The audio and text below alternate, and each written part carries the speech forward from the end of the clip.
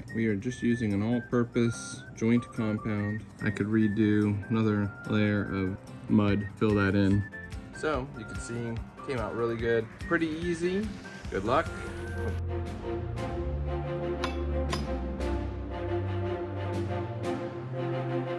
Hi guys, it's AJ Allen with DadJobs. I'm just a dad doing jobs around the house. Doesn't mean moms can't do them too. Today, I'm going to show you how to do little repairs in drywall, just with some compound, and show you how to get it real nice and smooth so it's ready for paint. So, I used alien tape to hang Funko Pops for collection.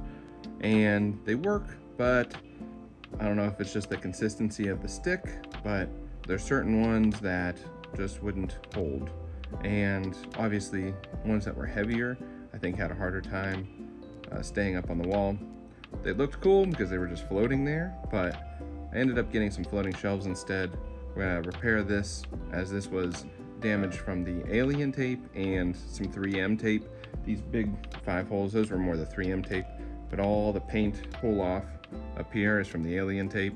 And if you find this video helpful, please consider liking and subscribing to our channel, as we are always trying to put out content to help dads and moms out there do things themselves, save some money, and make things look good. I will show you how we're gonna make this look good before we get these floating shelves up. All right, let's get to it. All right, so you can see here, it is a little bit rough, and if there's any excess paint, you definitely want to, like hanging off, you want to get it, kind of pull it away, try to get it as flat and stuck as possible. Use a little scraper knife, but here, to get them off, these ones stuck really good. I just need bigger ones for them because they weren't sticking. So, like the pops were bigger and they just weren't sticking long enough with these little white stands that I had here. And that's what connected here. But when I was pulling these off, it took out a hole. They had a screw in them, so that's where why the hole's there. Unscrewed them and then tried to pull it off, and pulled off a whole little chunk of drywall. So on these ones, even bigger, pull on down to a whole layer. So we're gonna patch these up and get them ready for paint, make them look good, go from there.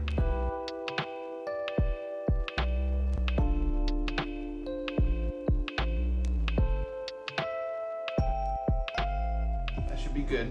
Give it like 5 minutes, they'll be dry and be ready to start compounding. All right, so we are just using an all-purpose joint compound from Home Depot, I believe this one was. And I think you have to pull it off, but this one was used. I want to make sure that it's still wet, doesn't have mold growing in it, but yeah, used a little bit.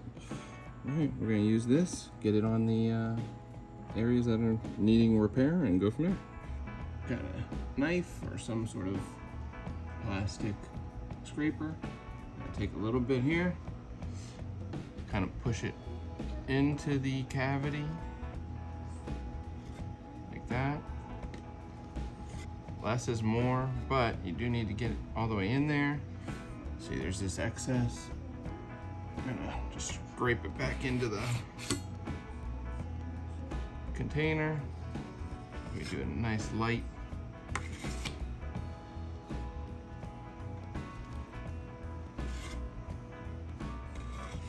Scrape a couple times both ways.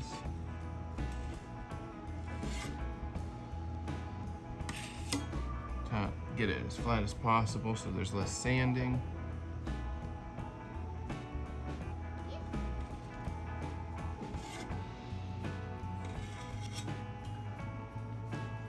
See, it takes off about that much each time.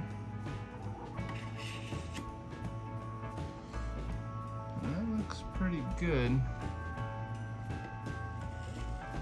One more this way. Got about that much off. And that's less that needs sanded. So definitely don't want to disrupt any cavity, or where any piece of the cavity isn't covered. But it's possible we might need, after we sand, find that we need to add an extra layer of this to smooth it out if there's a little piece missing or that gets removed. But yeah, And we're going to do it for the rest of them.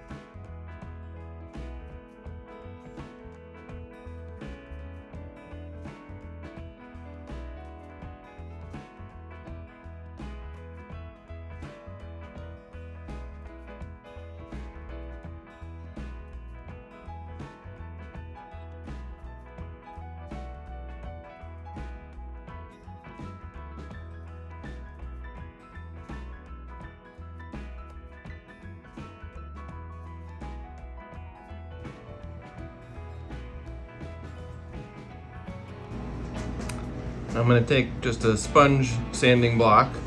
There's a more gritty side and a smoother side. So I might start with the grittier side just a little bit, just to get some of the excess off. Nice and smooth. Don't need to have it with water. You can kind of feel it and see that dust.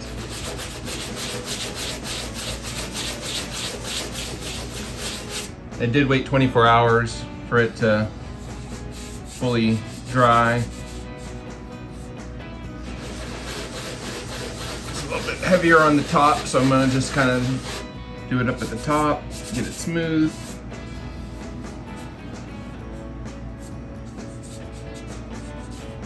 It's pretty good.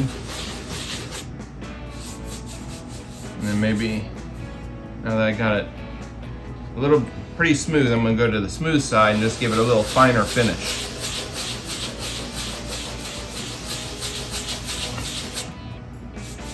You can actually see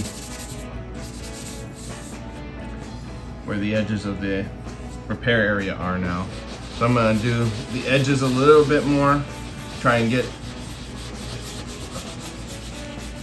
some of the extra plaster off of paint that was there.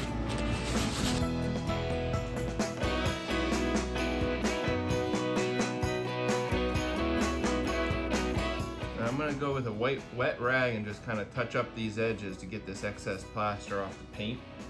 I'll show you what that looks like. So just squeezed out, lightly damp. And if you want, you can even do just like a little swipe over the whole thing. So now that plaster is a little wet, so you're going to have to wait for it to dry again before you start painting. Okay, now I'm going to do it to the rest.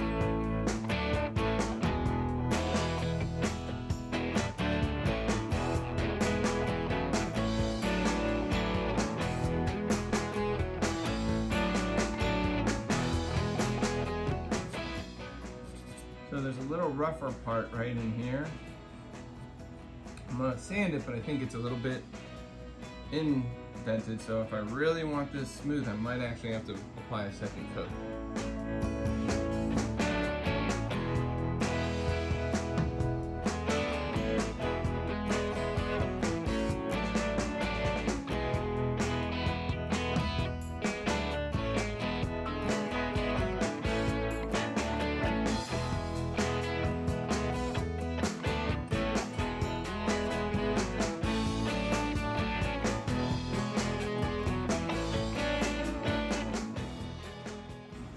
And that just happens when, just like ice changes size when it melts or freezes water. So just like when water freezes, it expands or contracts. Anything with water can expand or contract. So when this contracted, there's little indents here.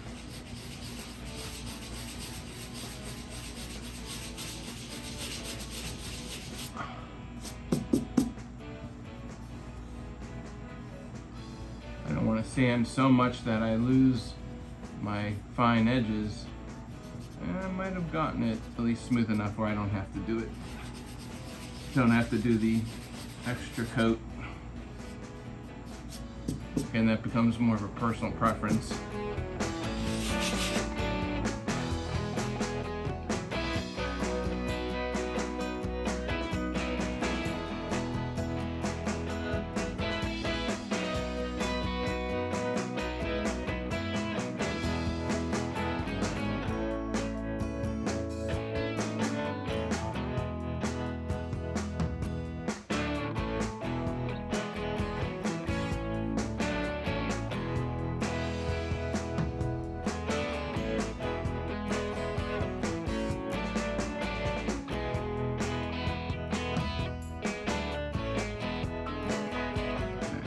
have to be perfect, but you can see there's some little detail in there. I could redo and do another level or another layer of mud to fill that in. And it doesn't have to be super clean around the edges, but I mean, when you're wiping it off, it's gonna wipe off most of that dust and you'll be able to paint right over it. That's fine, it's nice and smooth.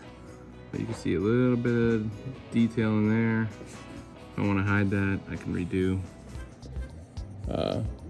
the mud.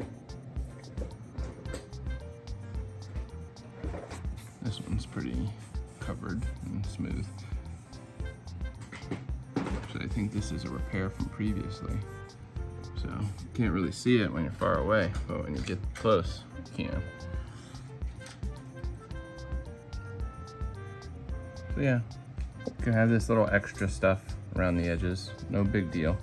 As long as it's smooth, it'll get hidden. But with a damp rag, you can get most of that excess away. You want to just feel it, make sure it's smooth, and then apply a second coat to any ones that you're not happy with. I'm gonna do this one for sure. Okay, so I did a second layer of mud on just these bottom 5 to really get them smoothed out. It definitely helps. You know, it gets those little crevices after the first layer, these bigger ones. After you apply it, sand it, you can have these little crevices, little craters, whatever, just because of the evaporation in the water helps, or has it compresses. So anyways, did it again, smoothed it out, really smooth now. So these ones are ready to paint.